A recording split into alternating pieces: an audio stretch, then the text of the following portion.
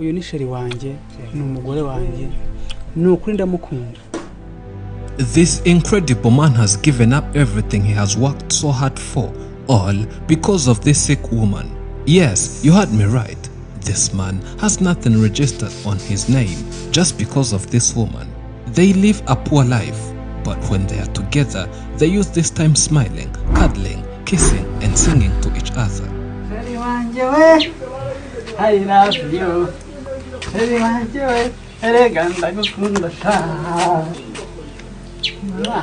Nitwa Niyindeba Janvier. Niyindeba Janvier has no friends, no house, no family, and no job at all.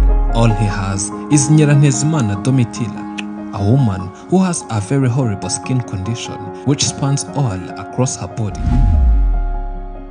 But even if this woman had never been loved by a man before, she still didn't want to live with Janvier, who had invested everything she had in order to get her. But finally, after so many trials, his efforts paid off when Domitilla welcomed him and the two agreed to start a relationship.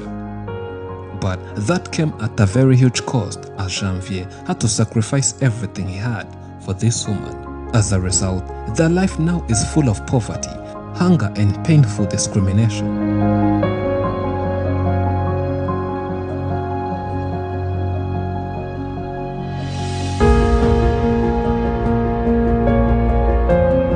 When I heard their amazing love story, I couldn't imagine why this man gave up everything in exchange for the sick woman. That's why I decided to make a long journey to visit them and learn more about their life.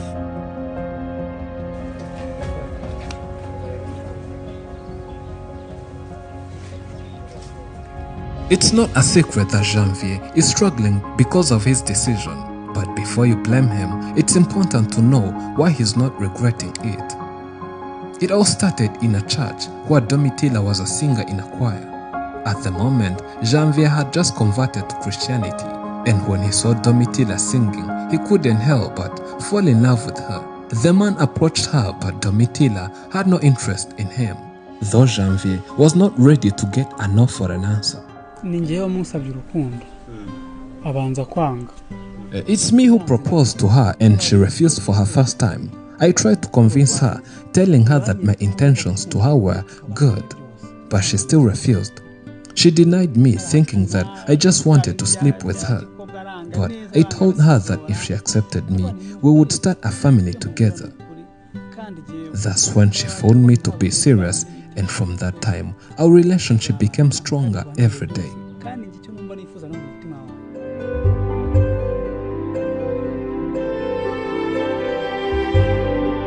On her side, Domitilla was still to examine if Janvier had bad intentions. She had a secret to test him, which was through prayers. Yewe uyu musore akiza gutereta ntago nahise mbyakira kubera yuko nzi ko abantu b'abasore bakunze kubesha abakobwa bakabaryarya. Je kubera ndi umuntu usenga cyane ntago nahise mbyakira kuko nabaga nzi ko byanga byakunda abasore bose bagira uburyarya nk'ubwo baba bafite ikintu bakurikiye ku muntu. Naramubye tujye gusenga rero tujyanye mu misozi yaremera tujyana mu misozi. A few months into the relationship, Domitilla gave Janvier a gift of these pictures, to which one of them had a word, Ndagukunda, which translates to I love you. It was the last sign that Janvier had been waiting for, which proved to him that Domitilla was fully committed. But even then, Janvier proposed a marriage to Domitilla, who still denied him, thinking that he would not be comfortable with her terrifying face.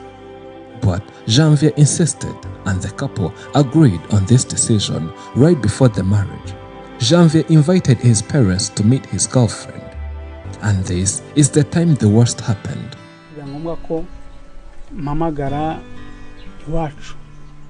It became necessary to inform my parents about our decision to marry. I invited them to see her and they happily agreed. But when they saw her face, they were shocked by her condition. They retreated back and swore that our relationship should never be allowed to continue. At first, Janvier thought his parents were joking, but he had underestimated their aggressive anger. He tried to change their minds, but they refused, instead informing him that they would never attend his wedding if he doesn't change Domitila for another woman. I tried to change their mind, telling them that my heart has chosen this woman. I begged them to accept her because she was my only choice. Even if I had another one, I would not accept her. They didn't want to listen to me and they returned back home very angry. They told my friends and other family relatives of the horrible face of my wife and asked them to not attend my wedding if I don't change my woman. As the time of the wedding approached, Janvier realized that his parents were serious about their decision to skip his big day. That's why he decided to hire another couple to act as his parents in his wedding, after his real parents denied him.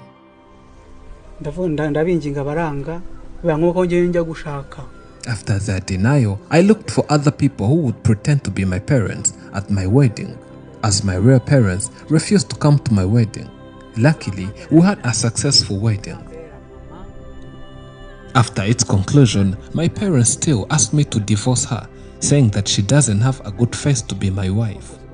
I denied their suggestion, replying that they should never worry about her face since I have fallen in love with it. I stayed together with my wife, but my parents chose to go to Uganda.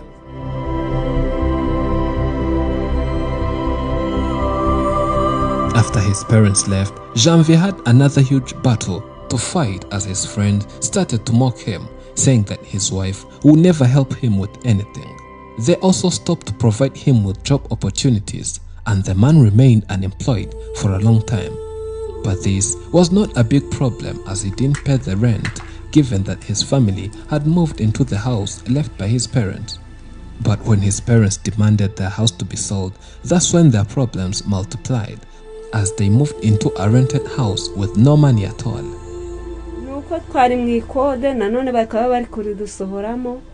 We are living in a rented house and the owner is about to take us out because of our inability to pay our rent.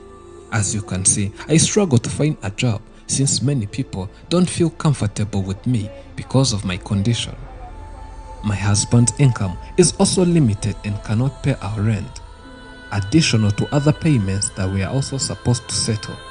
We would like people to help us build a house in order to live in.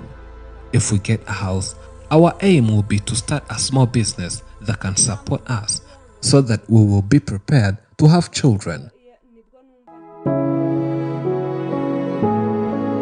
On the other hand, as someone who has been heavily bullied and discriminated against, Domitila has learned to be patient with her unique condition, and she's advising other people in harsh conditions to be patient and pray to God. namwe rero abavugwaho amayo magambo mwihangane kuko kubera ibyanyu bizasohora kuko Imana iracyabahetse ku mugongo wayo. Imana yavuzeho rero namwe mukomeze musenge ibyanyu Imana izabisohoza. Nta yaba yarakoze ibyanjye ngo ibyanyu izabinanirwe.